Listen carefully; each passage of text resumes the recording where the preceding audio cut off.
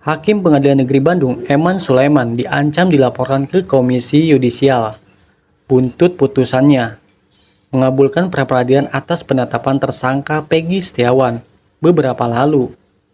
Pengadilan Negeri Bandung pun enggan mengomentari terkait hal tersebut.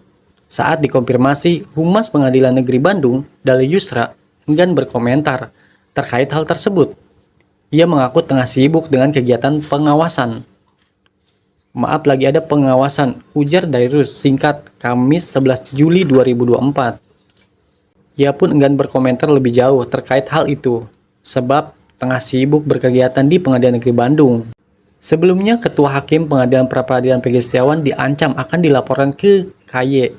Ancaman laporan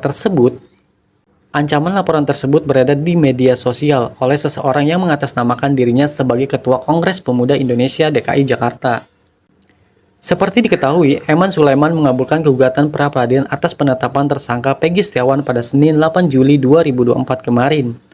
Putusan tersebut membuat penetapan tersangka Peggy tidak sah dan batal demi hukum, serta diminta untuk dibebaskan. Dalam persidangan jelang putusan, Eman Sulaiman mengatakan akan memutus perkara secara objektif. Ia pun memutus perkara tanpa mendapatkan tekanan dari siapapun. Saya akan memberikan keputusan yang terbaik, ungkap Eman Sulaiman kepada para pihak di sidang pra-peradilan PN Bandung pada Jumat 5 Juli 2024. Ia menegaskan putusan yang akan dibacakan merupakan putusan terbaik, namun bukan untuk pemohon yaitu kuasa hukum Peggy atau termohon yaitu tim hukum Polda Jabar. Tentunya yang terbaik untuk Indonesia. Kalau saya sih nggak layak 100 juta. Layak tuh 15 miliar tuh layak begitu. Kenapa? Karena harkat dan martabat orang dan dia ditahan satu hari itu mahal harganya. Rasanya mahal itu. Gitu. Jadi kalau minta ganti rugi, Peggy baiknya 15 miliar, minta ke Polda. Biar apa? Biar ada efek jerak. Terus mintanya bagaimana? Mintanya nggak bisa langsung. Dia harus gugat dulu.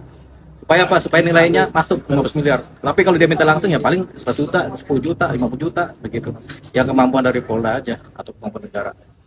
Nah, yang paling utama nih, latar belakang nih pengacara yang di depan ini, coba Bapak bercerita. Latar belakang Bapak itu apa? Murni sarjana hukum, pengacara, atau sebelumnya apa? Baik.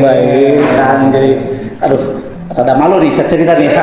Jadi gini kan, saya itu dulunya TNI. Ya, TNI Angkatan Darat, Kostrad, di batalion, kalau dulu namanya ya, Batalion Infanteri Lintas Udara 330 yang ada di Cicalengka. Nah, kalau sekarang kan berubah jadi para rider ya. Para rider. Saya tahun 91 masuk ke batalion. Nggak boleh saya cerita panjang ya? Ya boleh dong. Masuk jadi tentaranya jalur Tamtama Bintang. Tamtama. Woi, Palang 1 Kang. Ini keren loh, prajurit. Biasanya kan jadi kopral. Nah, jadi pertama jalurnya melalui Tamtama. Oke. Tentara paling sengsara sedunia lah, bahasanya kan begitu kalau Tamtama itu. Tamtama tahun berapa? Saya 91. Salaman. Begitu. Satu angkatan. Oh, masa? Di situ kan daftar Tamtama. Ya. Saya tahun 91, tahun 90 itu daftar Bintara nggak lulus. Ini lulus. Saya lulus. Saya disuruh daftar Tamtama, nggak mau saya daftar Tamtama. Bapak lulus. Kalau saya jadi Tamtama, wah saya temannya si Babin tuh. 91 saya masuk TNI. 92 pendidikan terjun di Kopassus, karena kan masuk batalion kita, batalion PG30 ini harus berkualifikasi sebagai Luluslah sebagai prajurit. Ya, kemudian 94-95 saya tugas operasi ke Timur.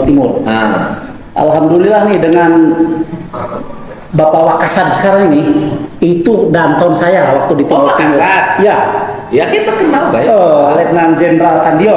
Nah itu kenal baik. Saya juga komandannya. Ya. Pak Wakasat ini nih ternyata punya anak buah terbaik loh, bisa jadi pengacara dan bisa membebaskan Peggy Setiawan.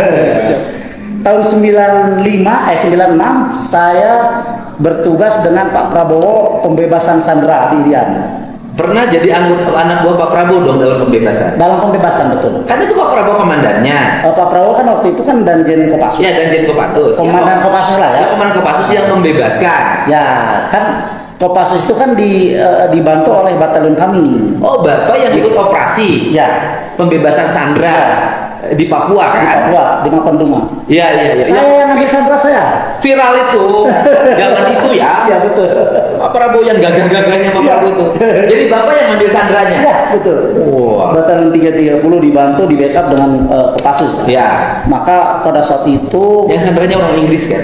ada orang Belanda, ya pokoknya ada orang luar negeri lah. Ya, pokoknya bule aja. Ya bule, sama dari kita lah. Sama ada orang Papuanya? Ya betul. Oke. Bahkan waktu itu ada yang meninggal 2 orang. Ya saya ingat betul loh, orang bulenya dibajuin tentara tuh. pakai- Iya betul. Tuh diingat saya waktu Betul. kecil lah gitu. Betul. Nah, Bapak yang ngambil? Ya, ya. Saya ngambil langsung sandranya. Oh. Kemudian 97, 98 saya pendidikan jadi bintara, Oh. jadi sersan 2. Oh. Karena pada saat 96 itulah saya mendapatkan penghargaan naik pangkat luar biasa karena di medan tempur kan, karena berhasil membebaskan sandera. Pulang dari Irian dikasih penghargaan lagi oleh Panglima, sekolah tanpa tes, sekolah bintara tanpa tes. Akhirnya karena kemampuan membebaskan sandera itu, Ya. nah kemudian punya kan fasilitas, Ya. yaitu Betul. masuk bintara tanpa Tanpa tes, tes. ya kan? Ya. Jadi dulu membebaskan Sandra, hari ini membebaskan Peggy Setiawan. Saya mendapatkan pagi-pagi telepon dari salah seorang, nggak usah sebutin ya, anggota Intel kah atau apa, yang jelas saya kan mantan anggota juga. Nah, jadi ada telepon mengatakan, Bang, sebenarnya Bang, si Peggy yang ditangkap itu, menurut informasi, bukanlah Peggy Perong. Peggy Perong itu memang ada Bang, tetapi di geng motor. Kak saya bilang, tolong kamu dalami lagi. Tolong dalami, tapi gini Bang, orang ini mereka ini persatuannya mereka kuat Bang. Kuat, tetapi yang jelas itu Peggy Perong itu memang ada. Menurut pengakuan dari orang menelpon saya.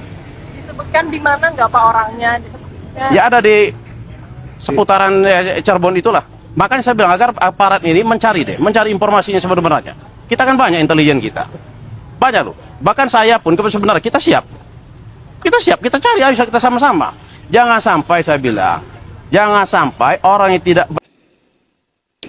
Saya ingin sampaikan kepada seluruh masyarakat Indonesia bahwa hukum dijalankan bukan karena netizen.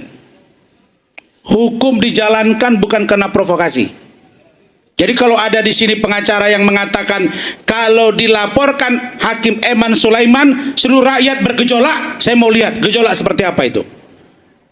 Dan saya bersama dengan tim akan melaporkan ke Komisi Yudisial.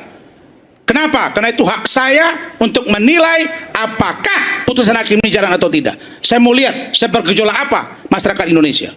Menggugat Polda Jawa Barat itu dua sepeda motor suruh bayar sewanya per hari, misalnya bayar sewanya satu hari 30.000 saja, berarti 2 motor 60.000 kali 365 hari setahun kali 8 tahun, nah itu kurang lebih 165-an juta lah ya, 2 sepeda motor. Ditambah tadi misalnya penghasilan setiap bulan ya 5 juta kuli bangunan misalnya kali 3 bulan 15 ya kurang lebih 180-an lah ya, 190 juta itu material ya. Kemudian imaterialnya dia pemeriksaan psikologis yang dinilai cenderung melakukan tindak pidana, pembohong dan seterusnya, itu membuat Peggy Setiawan malu, keluarganya juga malu kan, itu akal-akalan mengakibatkan Peggy Setiawan malu, itu akan kami gugat juga berencana.